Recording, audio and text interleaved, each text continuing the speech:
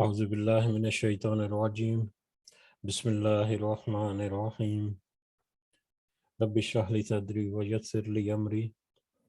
واحلل عقدۃ من لسانی یفقہوا قولی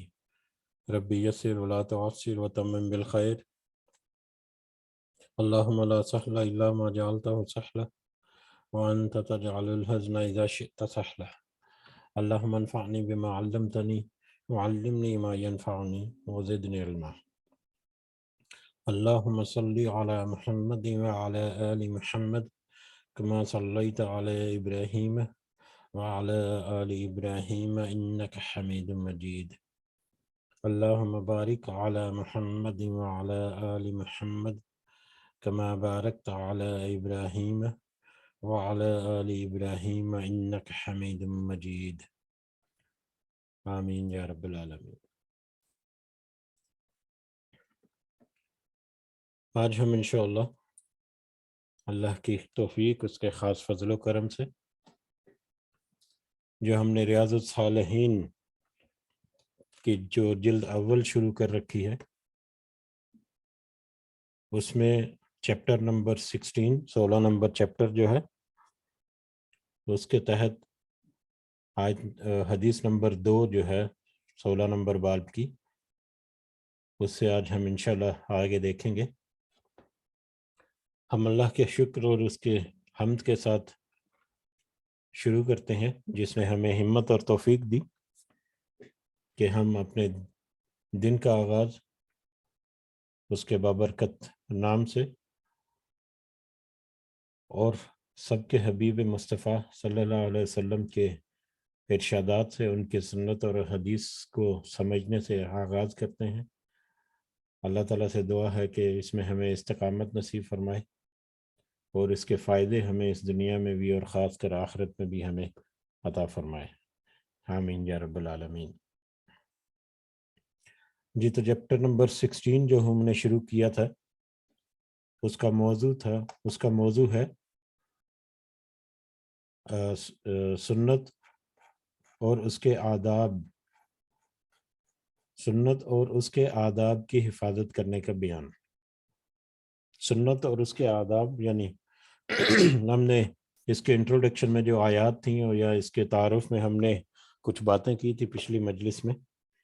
کہ ہمارے پاس جو بیسک جو سورس آف شرعیہ نالج ہے، یعنی شریعت کا، ہمارے پاس دین کا جو علم کا جو سب سے بنیادی جو سورس ہے اس کا، جہاں سے ہم حاصل کرتے ہیں، وہ کتاب و سنت ہے۔ اس کو بڑے سادہ سے الفاظ میں کتاب و سنت کہا جاتا ہے، یعنی القرآن، قرآن مجید، اور سنت نبی صلی اللہ علیہ وسلم۔ جو سنت نبی جو ہے وہ آج ہمارے سامنے پریکٹیکل فارم میں بھی اور حدیث کی فارم میں بھی پوری تفصیل کے ساتھ موجود ہے۔ اس کی کچھ آیات بھی ہم نے پڑھی تھی، جس سے ہمیں اندازہ ہوتا تھا کہ اللہ کی اطاعت یا اس کے حکم کو ماننے کے ساتھ ساتھ نبی کریم صلی اللہ علیہ وسلم کی اطاعت کرنا بھی ہمارے لیے اتنا ہی ضروری ہے۔ اور در حقیقت نبی کریم صلی اللہ علیہ وسلم کی سنت جو ہے یا ان کی زندگی جو ہے، وہ در حقیقت ایک پریکٹیکل نمونہ ہے ہمارے لیے قرآن کا۔ تو اس لیے دونوں کو لازم و ملزوم پکڑنا ہمارے لیے صحیح ہدایت اور رہنمائی حاصل کرنے کے لیے اور مکمل ہدایت اور رہنمائی کے لیے، یہ دونوں ہی ہمارے لیے انتہائی ضروری ہیں۔ اس لیے ان دونوں کو ایک ساتھ لے کر چلنا اور دونوں کی اہمیت کو اپنے دلوں میں واضح رکھنا، یہ ہمارے لیے ایک ضروری امر ہے۔ بہرحال اس میں ایک حدیث ہم نے پڑھی تھی پچھلی مجلس میں، جس میں حضرت ابو ہریرہ سے روایت ہے، نبی کریم صلی اللہ علیہ وسلم نے فرمایا، جو باتیں میں تمہیں بیان کرنے سے چھوڑ دوں تم مجھے میرے حال پر چھوڑ دو، یعنی ان کی بابت مجھے کرید کر مت پوچھو، اس لیے کہ تم سے پہلے لوگوں کو اسی چیز نے ہلاک کیا کہ وہ کثرت سے سوال کرتے تھے اور اپنے پیغمبروں سے اختلاف کرتے تھے۔ اس لیے جب میں تمہیں کسی چیز سے روکوں تو تم اس سے اجتناب کرو، اور جب میں تمہیں کسی چیز کا حکم دوں تو اسے اپنی طاقت کے مطابق بجا لاؤ۔ یہ پہلی حدیث تھی جو ہم نے پڑھی تھی، جس میں نبی کریم صلی اللہ علیہ وسلم کی جو اتباع ہے یا ان کی جو پیروی ہے اس کی اہمیت ہے، اور خاص کر ہم نے کچھ اگزامپل بھی کوٹ کی تھیں کہ نبی کریم صلی اللہ علیہ وسلم جس چیز کے بارے میں حکم دیں اس کو کرنا ہے، جس سے منع کریں اس سے رک جانا ہے، اور ان سے کرید کر سوال پوچھنا۔ اس وقت کے جو کچھ لوگ اس وقت لوگوں کی کچھ کہہ لیں کہ ایسے تھے، کچھ تو اپنے مطلب علم میں اضافے کے لیے جو کرتے تھے وہ ایک اور چیز ہے، لیکن کرید کر پوچھنا، نوک جھونک کر کے اس کو پوچھنا کچھ معاملات میں خام خواہ سے ہی جس کو کہتے ہیں بال کی کھال کھینچنا یا بال کی کھال نکالنا، تو اس طرح کی بات کرنا جو ہے وہ آج بھی ہمارے ساتھ، ہمارے لیے بھی، ہمارے علماء جو ہیں جو صاحب علم افراد ہیں ان کے ساتھ اس طرح کے معاملے کرنا آج بھی اس کو معیوب سمجھا جاتا ہے، اور اس میں بہت ہی حکمت بھی پوشیدہ ہے۔ کہ ہم نے پچھلی مجلس میں ایک حدیث کوٹ کی تھی، چیپٹر نمبر غالباً 14 سے پچھلی، کہ اس میں نبی کریم صلی اللہ علیہ وسلم نے جب کہا کہ حج جو ہے تم پر فرض کر دیا گیا،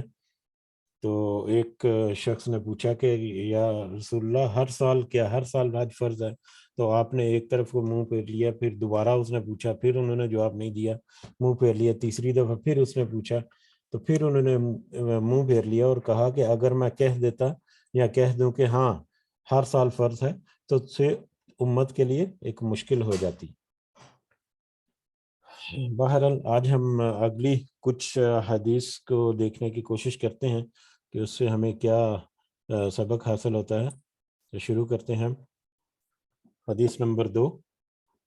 اور سیریل نمبر 158 ہے 158۔ اس میں حضرت ابو نجیح العرباز بن ساریہ رضی اللہ تعالیٰ عنہ سے روایت ہے کہ رسول اللہ صلی اللہ علیہ وسلم نے ہمیں ایک مرتبہ نہایت مؤثر واعظ ارشاد فرمایا جس سے دل ڈر گئے اور آنکھیں بہہ پڑیں۔ بہت ہی مؤثر اور بہت ہی جامع قسم کا ایک دفعہ انہوں نے واعظ کیا، انہوں نے ایک دفعہ کہنے کے خطبہ ارشاد فرمایا جس سے دل ڈر گئے اور آنکھیں بہہ پڑیں۔ ہم نے کہا یا رسول اللہ صلی اللہ علیہ وسلم یہ تو گویا آخری الوداع کہنے والے کا واعظ ہے، یہ تو اتنا پر اثر ہے کہ ایسے لگتا ہے کہ اس سے بعد اتنا واعظ ہمیں سننے کو ہی نہیں ملے گا، بس آپ ہمیں وصیت فرما دیجئے۔ آپ صلی اللہ علیہ وسلم نے فرمایا میں تمہیں اللہ سے ڈرنے کی اور سمع و طاعت یعنی امیر کی بات سننے اور اس پر عمل کرنے کی وصیت کرتا ہوں، اگرچہ تم پر کوئی حبشی غلام امیر مقرر ہو جائے، اگرچہ تمہارے اوپر کوئی حبشی غلام ہی کیوں نہ امیر ہو جائے، مقرر ہو جائے، یعنی حکمران بن جائے۔ یاد رکھو تم میں سے جو میرے بعد زندہ رہے گا وہ بہت سے اختلاف دیکھے گا، پس تم میری سنت کو اور ہدایت یافتہ خلفائے راشدین کے طریقے کو لازمی پکڑنا، ان کو دانتوں سے مضبوط پکڑ لینا، دین میں نئے نئے کام یا بدعات ایجاد کرنے سے بچنا، اس لیے کہ ہر بدعت گمراہی ہے۔ یہ نبی کریم صلی اللہ علیہ وسلم کی ایک نصیحت ہمارے لیے، جس میں ایک تو اس وقت کا امیر جو ہے اس کی اطاعت کرنا یہ ہمارے لیے ضروری ہے، لیکن اس میں کچھ شرائط ہیں جو مختلف احادیث سے ملتی ہیں، وہ اس چیپٹر کا موضوع نہیں ہے ایکچولی، لیکن وہ شرائط کے اگر وہ تمہیں دین پر عمل کرنے سے یا نماز پڑھنے سے روکے تو پھر تو اس کے خلاف بھی کہہ لیں کہ آواز اٹھائی جا سکتی ہے۔ بہرحال امیر کی طاقت، امیر کی استطاعت جو ہے سمع و طاعت یعنی اس کی مطلب بات سننے پر اس کی بات ماننا اور اس پر عمل کرنا، یہ اس کی وصیت کرتے ہیں نبی کریم صلی اللہ علیہ وسلم اس حدیث میں، چاہے وہ امیر جو ہے یا حکمران جو ہے وہ حبشی غلام ہی کیوں نہ ہو۔ اور اس کے بعد جو آخری چیز اس میں ہے وہ بہت ہی زیادہ اہم ہے ہمارے لیے، خاص کر کہ تم میں سے جو لوگ میرے پاس زندہ رہے گا وہ بہت سارے اختلاف دیکھے گا، پس تم میری سنت کو اور ہدایت یافتہ خلفائے راشدین کے طریقوں کو لازمی پکڑنا۔ ان کو دانتوں سے مضبوطی سے پکڑنا. دانتوں سے مضبوط پکڑنا یعنی دانتوں سے تو اور بھی زیادہ اتنی مضبوط پکڑی جاتی چیز کہ اس کا چھڑانا مشکل ہوتا ہے. دین میں نئے نئے کام ایجاد کرنا یا بدعت سے بچنا، اس لیے کہ ہر بدعت ایک گمراہی ہے. یہ نبی کریم صلی اللہ علیہ وسلم نے ہمیں اس وقت بھی بتا دیا، اور آج اگر ہم اپنے معاشرے کی طرف نظر اٹھا کر دیکھیں تو ہمیں پتہ اندازہ ہوگا کہ کس قدر ہم اختلاف میں بٹے پڑے ہیں. اور یہ اختلاف جو ہے ہر سطح پر ہر سطح پر موجود ہے، چاہے وہ اجتماعی طور پر ہو، چاہے وہ انفرادی چھوٹے چھوٹے آپس میں مطلب چند افراد کے مابین ہو، چاہے وہ دنیا کے رسم و رواج میں ہو، چاہے وہ دین کے یا شریعت کے معاملات ہوں. اور کیونکہ ہم خاص کر شریعت کے معاملات کو یہاں تو دیکھنے ہیں، تو اس لیے ہم نے دیکھا ہے کہ ہم نے اپنے شریعت میں یا دین میں بھی اس طرح کے مطلب سیکٹس بنا لیے ہوئے ہیں کہ مطلب وہ ایک دوسرے سے شدید اختلاف کرتے ہیں، اور حتیٰ کہ کفر کے فتوے تک بھی گستاخ صحابہ، گستاخ رسول اور کفر اور یہ وہ پتہ نہیں کس طرح کے فتوے یا ایک دوسرے کو اس طرح کے الزامات بھی دھرتے ہیں. اور اس کی وجہ یہی ہے کہ دین و سنت سے، قرآن و سنت سے دوری. ہم بہت سارے معاملات میں جو رجوع کرتے ہیں تو اکثر ہم رجوع کرتے ہیں اپنے ہی سرکل کے علماء کی طرف، یا اپنی ہی سرکل کی کتابوں کی طرف، یا اپنے ہی سرکل کے جو جس کو کہتے ہیں نا خم خیال لوگ، انہی کی طرف، انہی سے بات کرتے ہیں، انہی سے ہم مشورہ لیتے ہیں، انہی سے ہم ڈسکس کرتے ہیں. ہم اس سے باہر، ایک دائرے سے باہر نکلنے کے روادار ہی نہیں رہے. یعنی یہ کنویں کے مینڈک والا حساب ہو گیا کہ کنویں کے مینڈک کو پتہ چلتا ہے کہ یہ اندھیری جو چھوٹی سی جگہ ہے یہی پوری دنیا ہے. در حقیقت اس کے بعد اگر نکل کر دیکھے تو پھر اس کو اندازہ ہو کہ یہ تو بہت وسیع ہے. تو حقیقت میں تو ہم تھرو آؤٹ قرآن اور سنت کی طرف 100% لوٹتے ہی نہیں. ہم رستے میں ہی مطلب رک جاتے ہیں، اور وہیں سے ہم اپنا تھوڑا سا مطلب جو حاصل کرنے کی کوشش کرتے ہیں، علم وہاں سے پکڑا اور آگے کو چل گئے. تھوڑی سی تحقیق کرنا یا جستجو کرنا یا اس طرح کے معاملات، حالانکہ یہ ہمارے لیے اب تو بہت آسان ہے. ہماری فنگر ٹپس کے اوپر ساری کتابیں موجود ہیں، ساری انفارمیشن جو وہ موجود ہے ہمارے موبائل کے اوپر موجود ہے. لیکن اکثر اوقات ہم اس کی طرف زیادہ توجہ نہیں دیتے، اور یہی واقعہ ہے کہ یہ اختلاف جو ہے ہمیں کمزور کر رہا ہے. اور اس اختلاف کی وجہ سے اور کمزوری کی وجہ سے ہم دنیا کے معاملات میں بھی پیچھے ہیں. صنعت و تجارت لے لیں، چاہے آپس میں بھی ہم ایک دوسرے سے اختلاف کر کر کے کمزور ہو چکے. اور اب تو یہ وقت آ رہا ہے کہ دنیا ہمارے اوپر ٹوٹ پڑنے کو تیار ہے. اور ایسا ٹوٹ پڑنے کو کہ پچھلے دنوں میں خبر تھی کہ بھارت کی طرف سے کچھ گروہ ایسے ہیں جو یہ کوشش کر رہے ہیں کہ نیو دلی میں کوئی ایک کانفرنس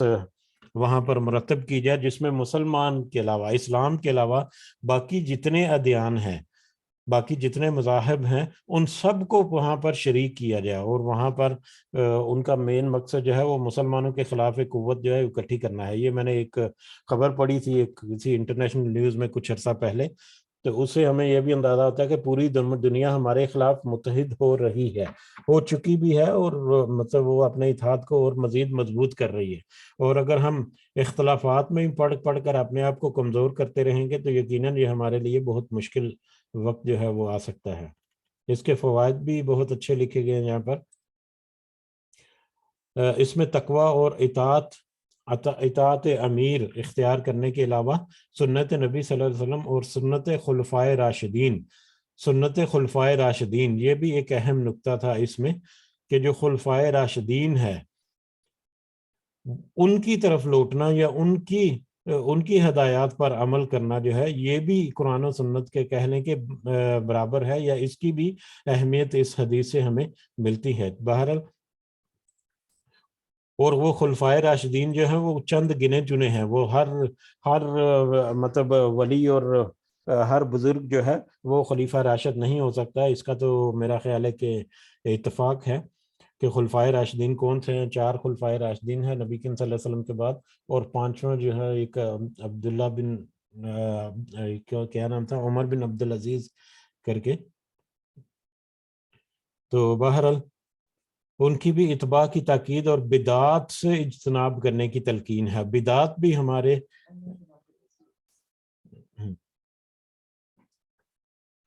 بدعات جو ہیں وہ بھی ہمارے اندر ایسی ایسی آ گئی ہیں جس کا ہمیں اندازہ ہی نہیں سکے کیا ان کی صحیح حقیقت ہے کہ نہیں. اور ہمارے علماء کرام جو ہیں وہ بھی اکثر ان کو مطلب مختلف طریقے سے یا مختلف بہانے لگا کر ان کو کسی نہ کسی طرح سے جسٹیفائی کرنے کی کوشش کرتے ہیں، بلکہ حقیقت یہ ہے کہ وہ جسٹیفائیبل ہوتی بھی نہیں. اور اس کی ایک سب سے جو اہم مثال جو ہے وہ یہ میلاد النبی جس کو کہتے ہیں. اب تو انہوں نے اس کو عید کا درجہ دے دیا ہوا ہے. مطلب اس میں کس کس طرح کے خرافات ہوتے ہیں اور کس طرح سے اس میں نعوذ باللہ مطلب طریقے اختیار کیے جاتے ہیں. اور پچھلی جو گزری ہے یہ تاریخ جو ہے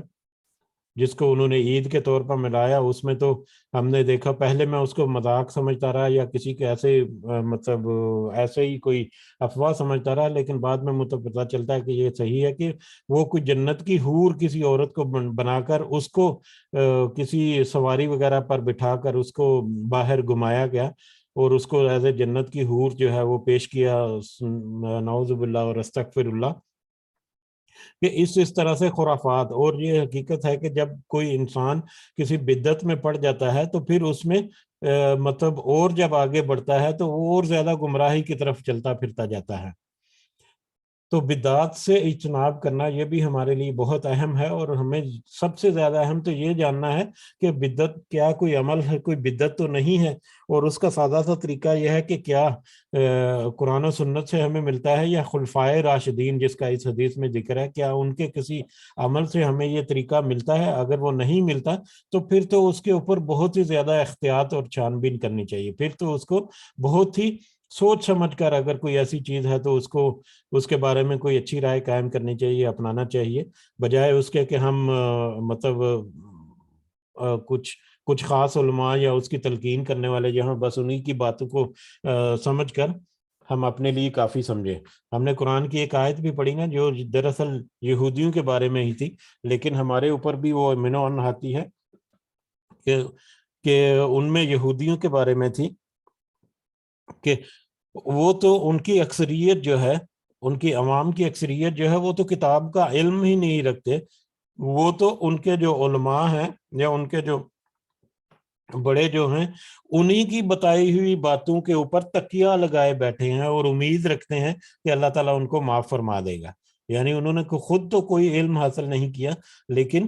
جو ان کو علم سکھانے والے لوگ ہیں صرف انہی کی باتیں سن کر انہوں نے ایک امید قائم کر لی ہے کہ شاید ہم جنت میں چلے جائیں. تو یہ قرآن کی ایک آیت ہے، وہ بھی اس طرف دلالت کرتی ہے کہ ہمیں پوری جہاں تک ممکن تو تھوڑی تحقیق ضرور کرنی چاہیے کسی چیز کو اپنانے کے لیے یا اس کے عمل، خاص کر ایسی چیزیں جس میں ایک شک پڑ جائے اور جس میں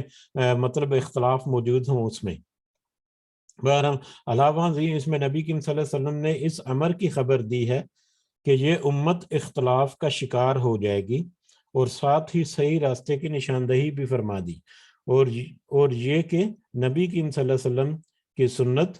اور خلفائے راشدین کے تعامل سے تجاوز نہ کیا جائے. یہ کثرت اختلاف میں حق کو پہچاننے کی ایک کسوٹی ہے اور معیار ہے. کاش مسلمان اس معیار نبی صلی اللہ علیہ وسلم کو ہی واحد معیار تسلیم کر لیں.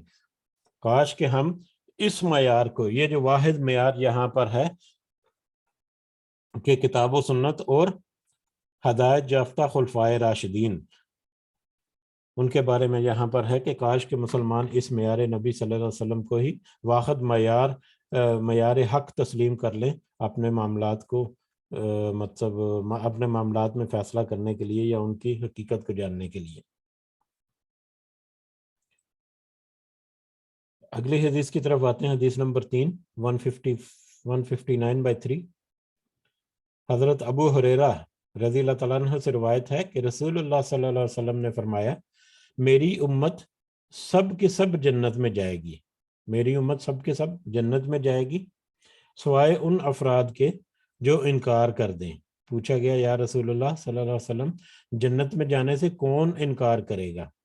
آپ نے جواب میں ارشاد فرمایا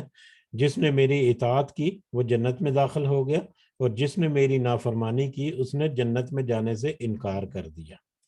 جس نے میری اطاعت کی، نبی کریم صلی اللہ علیہ وسلم کہہ رہے ہیں جس نے میری اطاعت کی وہ جنت میں داخل ہو گیا اور جس نے میری نافرمانی کی اس نے جنت میں جانے سے انکار کر دیا۔ اور یہ تو بالکل سادہ سا اصول ہے کہ جس نے پیروی نہیں کی، اطاعت نہیں کی، نافرمانی کی، بات کو سن کر اس کے اوپر عمل نہیں کیا، یا اپنی طاقت ہونے کے باوجود اس نے مطلب نیک اعمال نہیں کیا، نبی کریم صلی اللہ علیہ وسلم کی سنت کی پیروی نہیں کی، تو گویا اس نے جنت میں جانے سے انکار کر دیا۔ اس نے خود ہی یہ بھی ایک بہت دفعہ ہم دیکھ چکے ہیں کہ در حقیقت انسان جو ہے خود اپنا راستہ چنتا ہے، اور اگر وہ گمراہی کا راستہ ہے تو وہ سیدھا اس کو جہنم میں جا کر دھکیل دے گا۔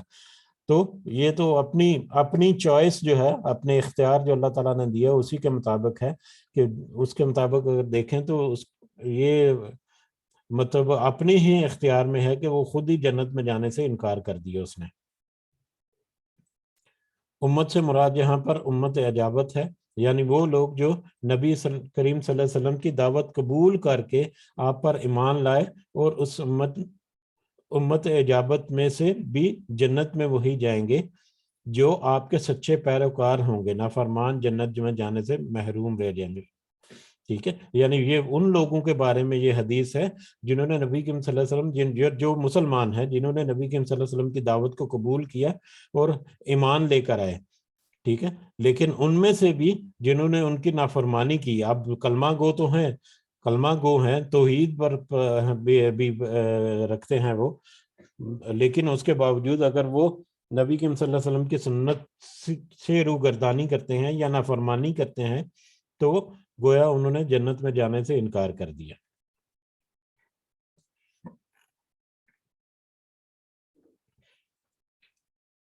اسی طرح اگلی حدیث ہے 120/4، 4 نمبر حدیث اس چیپٹر کی۔ حضرت ابو مسلم اور بار کے نزدیک حضرت ابو ایاس سلمہ بن عمرو بن عقو یہ بیان کرتے ہیں کہ ایک شخص نے رسول اللہ صلی اللہ علیہ وسلم کے پاس بائیں ہاتھ سے کھانا کھایا، بائیں ہاتھ سے کھایا، یعنی نبی کریم صلی اللہ علیہ وسلم کے پاس موجود تھا وہ کہیں، اور اس نے بائیں ہاتھ سے الٹے ہاتھ سے کھانا کھایا۔ آپ نے فرمایا صلی اللہ علیہ وسلم اپنے دائیں ہاتھ سے داہنے ہاتھ سے کھاؤ۔ اس نے کہا اس کی میں طاقت نہیں رکھتا۔ آپ نے فرمایا تو اس کی طاقت ہی نہ رکھے، تو اس کی طاقت ہی نہ رکھے، یعنی آپ نے نبی کریم صلی اللہ علیہ وسلم نے اسے دائیں ہاتھ سے کھانے کی تلقین کی، نصیحت کی، تو اس نے کہا کہ میرے پاس تو اس کی طاقت نہیں، تو آپ صلی اللہ علیہ وسلم نے گویا اسے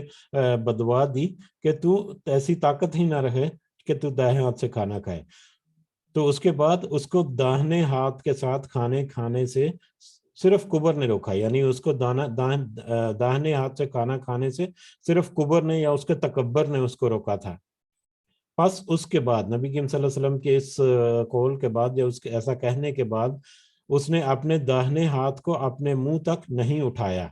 اپنے داہنے ہاتھ کو اپنے منہ تک نہیں اٹھایا، یعنی اٹھانے کے قابل ہی نہیں رہا۔ اور اس کے جو علماء جو تفسیر کرتے ہیں وہ کہتے ہیں کہ وہ مطلب ایسا ہو گیا تھا وہ شخص کہ وہ نہ ہی اپنا ہاتھ جو ہے وہ اپنے دایاں ہاتھ جو ہے وہ اپنے منہ کے قریب لا سکتا تھا، اور نہ ہی اپنے منہ کو دائیں ہاتھ کے پاس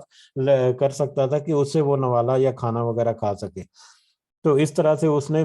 نبی کریم صلی اللہ علیہ وسلم کی بات ماننے سے، کہ چھوٹی سی بات کہ صرف دائیں ہاتھ سے کھانا چاہیے، دائیں ہاتھ سے کھاؤ، اس بات کو اس نے تکبر کی وجہ سے اس کو ماننے سے انکار کر دیا، جس کا نتیجہ یہ ہوا کہ نبی کریم صلی اللہ علیہ وسلم نے اس کو ایک کہنے کے بددعا دی، اور وہ ساری عمر جو ہے وہ ایسا مطلب اس کی حالت ہو گئی، یا یہ کہنے کی ایک معذوری ہی ہے کہ وہ اپنے ہاتھ کو اٹھا کے منہ کی طرف لاتا ہے، لیکن اس کا ہاتھ جو ہے دایاں ہاتھ جو ہے منہ کی طرف منہ تک پہنچتا ہی نہیں، اور نہ ہی وہ منہ کو آگے کر کے دائیں ہاتھ کے قریب کر سکتا ہے۔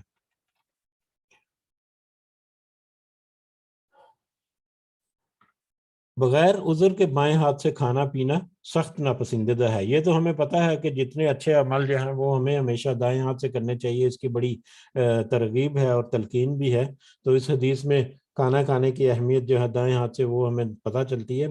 بلکہ کھانے پینے کے علاوہ ہر اچھے کام کا آغاز نبی کریم صلی اللہ علیہ وسلم دائیں ہاتھ سے ہی فرماتے تھے۔ نبی کریم صلی اللہ علیہ وسلم دائیں ہاتھ سے ہی ہر اچھے کام کا آغاز فرماتے تھے۔ کچھ معاملات میں ہیں جیسے واش روم وغیرہ میں جانا ہے تو وہاں پر بایاں پاؤں پہلے رکھنا ہے، اگر جوتے اتارنے ہیں تو بایاں جوتا پہلے اتارنا ہے، لیکن اگر پہننا ہے تو دایاں جوتا وغیرہ جو ہے نا وہ پہلے۔ تو دائیں ہاتھ سے اچھے کام کرنے کی بہت زیادہ اہمیت ہے سنت نبی صلی اللہ علیہ وسلم میں بھی۔ اور اس کے علاوہ نمبر 2، نبی کریم صلی اللہ علیہ وسلم کی سنت اور حکم کو محض تکبر اور سرکشی سے نظر انداز کر دینا نہایت خطرناک ہے۔ یعنی بلا وجہ اپنی ہمت و طاقت ہونے کے باوجود چھوٹے سے عام سے سادے سے حکم کو یا سادی سی سنت کو بھی نظر انداز کر دینا، خاص کر تکبر اور سرکشی کی وجہ سے، خاص کر اپنے تکبر کی وجہ سے۔ یہ تکبر کی مطلب یہ تکبر ہی ہے کہ ہمارے پاس اللہ تعالیٰ نے طاقت ہمت بھی دی ہے، اس کے باوجود چھوٹی چھوٹی سنتوں کو جو بالکل آسان ہے، بالکل سادی سی ہیں، عام فہم سی ہے، جن کے اوپر کوئی محنت نہیں، مشقت نہیں، کوئی ایکسٹرا آرڈنری کوشش نہیں کرنی پڑتی، تو ان کو بھی اگر جان بوجھ کر چھوڑتے چلے جائیں تو یہ نہایت خطرناک ہے۔ اس سے انسان کا ایمان خطرے میں پڑ سکتا ہے۔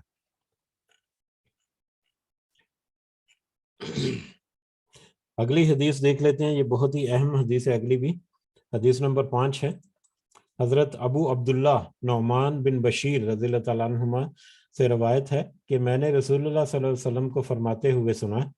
کہ تم اپنی صفیں ضرور سیدھی اور درست کر لیا کرو۔ تم اپنی صفیں یعنی نماز جب پڑھتے ہیں، نماز پڑھتے ہوئے تم اپنی صفیں ضرور سیدھی اور درست کر لو، ورنہ اللہ تعالیٰ تمہارے درمیان اختلاف، مخالفت پیدا کر دے گا۔ یہ بخاری اور مسلم کی متفق حدیث ہے کہ صفیں جو ہیں ان کو ضرور سیدھی کر لیا کرو اور درست کر لیا کرو، ورنہ اللہ تعالیٰ تمہارے درمیان مخالفت پیدا کر دے گا۔ اور اسی طرح مسلم کی ایک اور روایت میں رسول اللہ صلی اللہ علیہ وسلم نے فرمایا ہے کہ رسول اللہ صلی اللہ علیہ وسلم جو ہیں وہ ہماری صفوں کو اس طرح سیدھا فرماتے تھے گویا ان کے ساتھ آپ تیروں کو سیدھا فرما رہے ہیں، یعنی ایسے صفوں کو سیدھا کرتے تھے جیسے تیروں کو سیدھا کیا جاتا ہے۔ تیر کو کیسے سیدھا کیا جاتا ہے، یا تیر سیدھا ہے یا نہیں، اس میں کہیں پر ٹیڑھ ہے تو اس کو دیکھنے کے لیے اب دیکھیں کہ کیسے مطلب اس کی لمبا کر کے اس کو ایک آنکھ سے ایک سرے کی طرف اس کو پورا دیکھا جاتا ہے کہ کہیں سے اس میں ٹیڑھ تو نہیں ہے۔ بہرحال نبی کریم صلی اللہ علیہ وسلم اس طرح سے صفوں کو سیدھا فرمایا کرتے تھے، یہاں تک کہ جب آپ محسوس فرماتے کہ ہم آپ کی طرف سے اس مسئلے کی اہمیت کو سمجھ گئے ہیں، یعنی صحابہ کو سمجھ آ گئی ہے کہ یہ کتنا اہم مسئلہ ہے صفوں کو سیدھا کرنا، تب تک وہ اس کو ایسے سیدھا کراتے تھے۔ تب آپ تکبیر تحریمہ کہہ کر نماز کا آغاز فرماتے۔ پھر ایک دن آپ نماز پڑھانے کے لیے تشریف لائے اور مصلی پر کھڑے ہو گئے، حتیٰ کہ آپ اللہ اکبر کہنے ہی والے تھے کہ آپ نے ایک آدمی کو دیکھا کہ اس کا سینہ سب سے باہر نکلا ہوا ہے۔ آپ تکبیر کہنے لگے نماز شروع کرانے کے لیے تو اچانک دیکھا کہ ایک شخص کا سینہ جو ہے وہ باہر نکلا ہوا ہے۔ چنانچہ آپ نے فرمایا اللہ کے بندو تم اپنی صفیں ضرور سیدھی کر لو، ورنہ اللہ تعالیٰ تمہارے درمیان اختلاف پیدا کر دے گا یا تمہارے چہروں کو بدل دے گا، ورنہ اللہ تعالیٰ تمہارے درمیان اختلاف پیدا کر دے گا اور تمہارے چہروں کو بدل دے گا۔ اور یہاں پر چہروں کو بدل دینا جو ہے اس کی تھوڑی سی مطلب مزید وضاحت ہے، وہ زیادہ اہم ہے ہمارے لیے سمجھنا، اس کا مطلب سمجھنا۔ جی یہ ہے کہ اس کا مطلب یہ ہوگا کہ تمہارے چہروں کو گدی کی طرف پھیر کر انہیں بدل اور بگاڑ دے۔ گدی کیا ہوتی ہے؟ گدی ہمارا جو سر ہے یا چہرہ ہے، یہ جو اوپر منہ جو ہے، یعنی سامنے آنکھیں ہیں، ناک کان وغیرہ ہے، اوپر بال ہیں، اور بیک سائڈ میں ہمارا جو ہے اس کو گدی کہتے ہیں۔ اپنے سر کا ہمارا جو پچھلا حصہ ہے جو پیچھے کی طرف ہے اس کو گدی کہتے ہیں۔ تو اس میں جو حدیث کے جو الفاظ ہیں اس کا مفہوم اگر اس کے معنی اگر دیکھا جائے، الفاظ معنی کے حساب سے اس کے معنی دیکھے جائیں تو اس کا مطلب ہے گدی کی طرف پھیر دینا، یعنی اتنا پیچھے پھیر دے کہ وہ گدی کی طرف چلا جائے منہ، تو اس طرح سے بگاڑ پیدا کر دے۔ لیکن مجازی معنی یا اصطلاحی معنی جو ہیں، عام معنی، وہ یہی ہوں گے کہ باہمی اختلاف اور اناد پیدا کر دے۔ بہرحال صفوں کو درست کرنا نماز کے درمیان اس کی اہمیت جہاں پر ہمیں بہت زیادہ ملتی ہے، اور شفیق صاحب یقیناً اگر فری ہوں گے تو وہ اس کے اوپر میرا خیال ہے زیادہ اچھی طرح سے روشنی ڈال سکیں گے کہ ہم آج کل ہم اگر مسجدوں میں جائیں، خواتین تو خیر شاید اتنا نہیں جاتی، لیکن مرد حضرات تو مسجدوں میں جاتے ہیں، اور ہم دیکھتے ہیں کہ آج کل صفوں کو سیدھی کرنا امام جو ہے وہ کہتا ضرور ہے، اکثر کہتے بھی نہیں لیکن کہتے ضرور ہیں، لیکن وہ بھی ایک فارمیلٹی پوری کرنے کے لیے کہ اپنی صفوں کو درست کر لیں، لیکن در حقیقت ہم اپنی صفوں کو اب صحیح درست نہیں کرتے، اور ہمارے اندر یہ بہت ہی مطلب ایک کمی ہے کہ نہ ہی پاؤں سے پاؤں ملانا ہے، نہ ہی صفوں کو سیدھی کرنا ہے، کوئی آگے ہے تھوڑا سا، کوئی پیچھے ہے، کسی نے کوئی گیپ رکھا ہوا ہے، اگر گیپ کو ختم کرنے کی کوشش کریں، مطلب دو نمازیوں کے درمیان جو فاصلہ ہے یا کوئی گیپ جو ہے وہ بھی نہیں ہونا چاہیے، اس میں سے بھی کہتے ہیں کہ شیطان اپنا رستہ بنا کر گزرتا ہے، یا جس طرح سے کچھ حدیث ہے، اس چیپٹر جب آئے گا اس کے متعلقہ تو اس میں ہم مزید تفصیل بھی پڑھیں گے، لیکن اگر مطلب کوشش کی جائے کہ کسی ساتھ والے نمازی کے ساتھ پاؤں ملا لیں تو وہ اپنا پاؤں بھی پیچھے کر لیتے ہیں، تو اس طرح سے معاملات ہیں، اور اس معاملے میں ہم بہت ہی زیادہ کمزور ہوئے پڑے ہیں، اور شاید یہی وجہ ہے کہ جیسے نبی کریم صلی اللہ علیہ وسلم نے واضح طور پر بتا دیا کہ اگر ایسا کرو گے تو اللہ تعالیٰ تمہارے درمیان اختلاف پیدا کر دے گا، اور شاید ہمارے درمیان جو اس طرح کے بہت سارے اختلافات ہیں اس کی وجہ ایک یہ بھی ہو، یقیناً ہوگی اور یقیناً ہے، جبکہ جب اللہ تعالیٰ نے کہہ دیا، نبی کریم صلی اللہ علیہ وسلم نے کہہ دیا، تو پھر اس کا مطلب ہے کہ یقیناً یہی وجہ ہے، اور یہ یقیناً یہی وجہ ہے، اور وجوہات میں سے ایک وجہ یہ بھی ہے اختلاف کی کہ ہم نماز میں اپنی صفیں جو ہیں وہ درست نہیں کرتے، اس کو بہت اچھی طرح سے اہتمام نہیں کرتے، اور جیسا کہ مطلب اسی حدیث میں، مسلم کی اس روایت میں، کہ وہ گویا اس طرح سے سیدھا فرماتے تھے صفوں کو نبی کریم صلی اللہ علیہ وسلم جیسے کہ تیروں کو سیدھا کر رہے ہیں، اور تیروں کو سیدھا کرنا اس کا مطلب ہے کہ تھوڑا وقت جو ہے وہ اس میں صرف کرتے تھے کہ صفیں جو ہیں وہ درست ہو جائیں،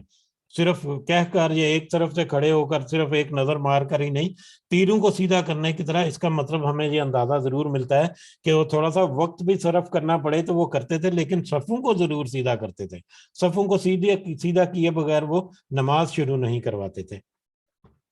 تو یہ ایک انتہائی اہم جو پہلو ہے جو ہمیں سمجھنا چاہیے، اور ہمیں کوشش کرنی چاہیے کہ ہم آپس میں جب محفل کوئی بیٹھے یا یار دوست یا کوئی بیٹھے ہوں تو ہم اس طرح کی چھوٹی چھوٹی باتیں کریں جو ہمارے روزمرہ کے معمولات ہیں، چلو اس سے ہمارے درمیان چلو ایک انفارمیشن جو ہے، اویئرنیس پیدا ہوتی ہے، اور ہو سکتا ہے ہمارے درمیان کچھ عمل جو ہے وہ اس میں بہتری آ جائے۔ تو اس دعا کے ساتھ کہ اللہ تعالیٰ ہمیں صحیح فہم اس کا نصیب فرمائے، شفیق صاحب سے میں ریکویسٹ کرتا ہوں کہ اپنا میسج، اگر وہ فری ہیں تو جی السلام علیکم ورحمۃ اللہ وبرکاتہ۔ وعلیکم بس السلام۔ میں صبح سے بزی تھا، بس ابھی میں تھوڑی دیر پہلے آپ کی باتیں سننے لگا ہوں، الحمدللہ رب العالمین۔ الحمدللہ اللہ تعالیٰ توفیق عطا فرمائے ہمیں اپنی صفوں کو سیدھا کرنے کی، اور ایک دوسرے کو بڑے محبت پیار سے انہیں سمجھائیں، یہ نہ ہو کہ پکڑ کے اس کو، بعض لوگ ہوتے ہیں پکڑ کے اسے اپنی طرف کھینچتے ہیں تو وہ کراہت محسوس کرتا ہے، ٹھیک ہے، تو بجائے کہ آپ اس کو اپنے نزدیک لائے، آپ تھوڑا سا اس کے نزدیک ہو جائیں، ٹھیک ہے نا، تو یوں کر کے اس رائٹ والے کو کہہ دیں آپ بھی تھوڑا سا نزدیک ہو جائے، تو یہ پکڑ کے جو سیدھا کرنا یہ بڑا یعنی کہ کراہت کا کام ہے، اور غصہ، شیطان تو ہے ہی ہمارا دشمن، وہ تو ازل سے ہمارا دشمن ہے، وہ رہے گا قیامت تک انشاءاللہ۔ علیہ السلام اللہ الحمدللہ۔ تو یوں کر کے ہمیں ایک دوسرے سے بڑے محبت پیار سے تحمل سے صف میں کھڑے ہو کے ایک دوسرے سے کہنا چاہیے۔ بہرحال جزاک اللہ خیر، آپ نے ماشاءاللہ ساری کی ساری ڈیٹیل جو ہے آپ نے اس میں بیان کر دی ہے، تو اللہ سبحانہ تعالیٰ ہمیں بالکل جی اکثر جو ہے نا، اکثر ہمارے جو ہیں وہ مطلب ساتھ کھڑے جو دونوں طرف ہے نا، ان کو کم از کم کہہ دیتے ہیں کہ تھوڑا سا ہاتھ کے اشارے سے تو تھوڑا سا قریب ہو جاؤ، اور کبھی وہ قریب ہو جاتے ہیں کبھی نہیں ہوتے، بس اس طرح سے معاملے چلتے ہیں. بہرحال اللہ تعالیٰ ہمیں بہرحال انشاءاللہ باقی کل جمعہ ہے انشاءاللہ، تو وہی چیزیں بات الحمدللہ رب اللہ تعالیٰ قبول فرمائے آپ سب کی، ہم سب کی انشاءاللہ. اللہ سبحانہ توفیق عطا فرمائے انشاءاللہ. جزاکم اللہ خیر، بارک اللہ فیک. آمین، جزاک اللہ خیرن. جی کسی کو اگر کوئی پوائنٹ ایڈ کرنا ہے اس میں تو آپ ضرور کر سکتے ہیں. جزاکم اللہ خیرن.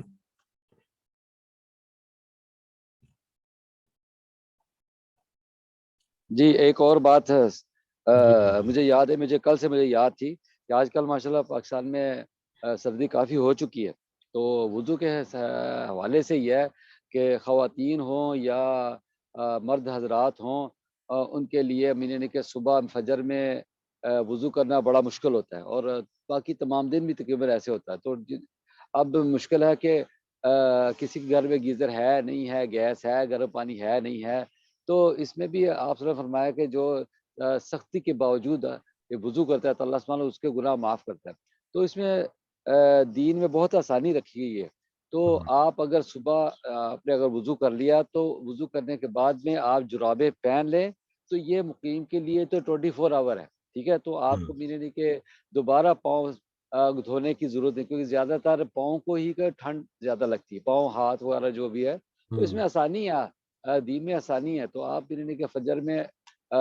وضو کر کے اور اپنی جرابیں وغیرہ پہن لیں، اور پورا دن آپ ماشاءاللہ بجائے کہ جوتے اتارنا، یہ کرنا وہ کرنا، تو آرام سے باقی بھی وضو ہو جاتا ہے. تو اس لیے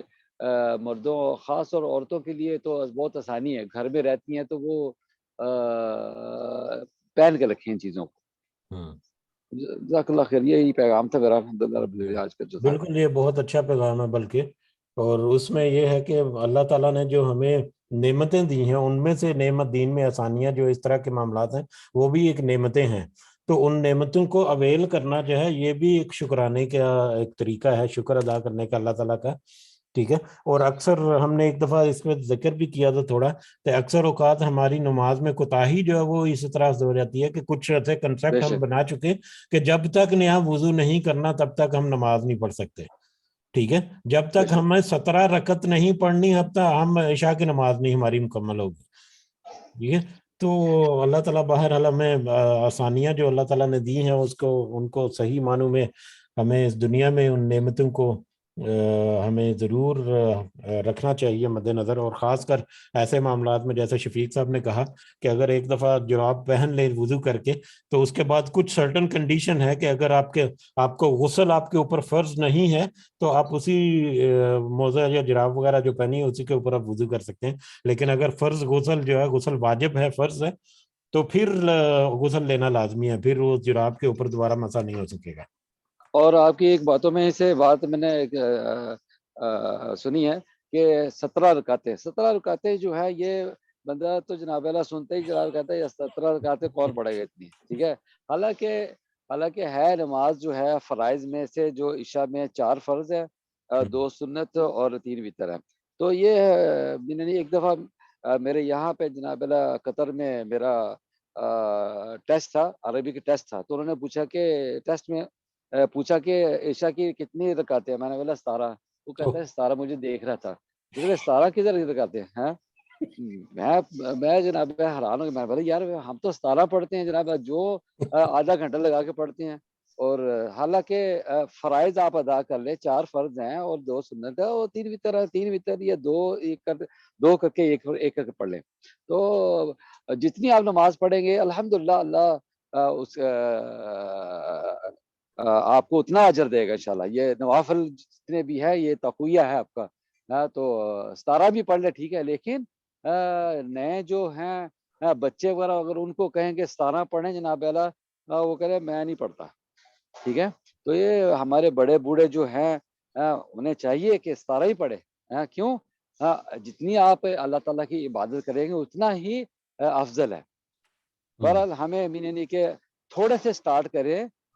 زیادہ بھی ختم ہو، تھوڑے سے سٹارٹ کریں زیادہ ختم ہو. تو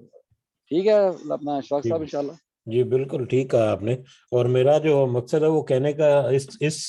کنسپٹ یا اس نظریے کے تحت تھا کہ وہ یہ سمجھا گیا ہے کہ جب تک 17 رکعتیں نہیں ہوگی نماز نہیں ہوگی. یعنی یہ جی جی مطلب جب تک وہ سارے سنتے ہیں، یا 12 سنت موقدہ ہے فرائض کے علاوہ، ٹھیک ہے، ان کی سب سے زیادہ اہمیت ہے، یا وطر کی سب سے زیادہ اہمیت ہے، لیکن اس کے علاوہ جو نوافل ہیں ضرور ہونے چاہیے، بہت زیادہ ہونے چاہیے، جتنا کوئی اہتمام کر سکتا ہے. لیکن ہم نے جو کنسپٹ بنایا ہوا نا کہ جب تک 17 رکعت نہیں ہوں گی ہماری نماز ہی مکمل نہیں ہوگی، اس کو تھوڑا سا ریویو کرنے کی ضرورت ہے کہ مطلب بس 17 کی بجائے آپ 19 پڑھیں، 21 پڑھیں، مطلب. لیکن یہ ہے کہ جتنا نماز جو ہے نا، نماز ہاں ہمیں یہ نماز جو ہے وہ وہی ہے، 4 فرض اور 2 سنت. 4 فرض جو ہے، فرض جو ہے وہ نماز ہے، سنت جو ہے وہ سنت موقدہ ہے، ٹھیک ہے. اس کے علاوہ وطر جو ہے وہ بہت ہی زیادہ اس کی مطلب اہمیت اور فضیلت بیان کی. اس کے علاوہ نوافل ہیں جتنے آپ پڑھ سکتے ہیں اپنی طاقت کے مطابق آپ پڑھیں، یقیناً. اور یہ ہے کہ جتنا شہد ڈالو گے اتنا میٹھا ہوگا. بالکل بالکل. جتنی عبادت کرو گے اتنی آپ کے لیے کیا نام آسانی ہے، اتنی آپ کے درجات میں بلندی ہوگی انشاءاللہ. چلیں ٹھیک ہے، جزاکم اللہ خیرن. اللہ تعالیٰ ہم سب کے جزاکم لیے آسانیاں پیدا فرمائے، اور ہم سب کو صحیح ہدایت اور نصیحت اللہ تعالیٰ کی ہمیں ضرور ملے کہ ہم نبی کریم صلی اللہ علیہ وسلم کے راستے کو اپنانے کی اور اس پر چلنے کی کوشش کریں. آمین. وما علینا الا البلاغ المبین. رب ارحمہما کما ربیانی صغیرا، رب ارحمہما کما ربیانی صغیرا، رب ارحمہما کما ربیانی صغیرا. ربنا تقبل منا انك انت السميع العليم وتب علينا انك انت التواب الرحيم. سبحان ربك رب العزة عما يصفون وسلام على المرسلين والحمد لله رب العالمين. سبحانك اللهم وبحمدك اشهد ان لا اله الا انت استغفرك واتوب اليك. جزاكم الله خيرا. السلام علیکم ورحمۃ اللہ وبرکاتہ. وعلیکم السلام ورحمۃ اللہ وبرکاتہ.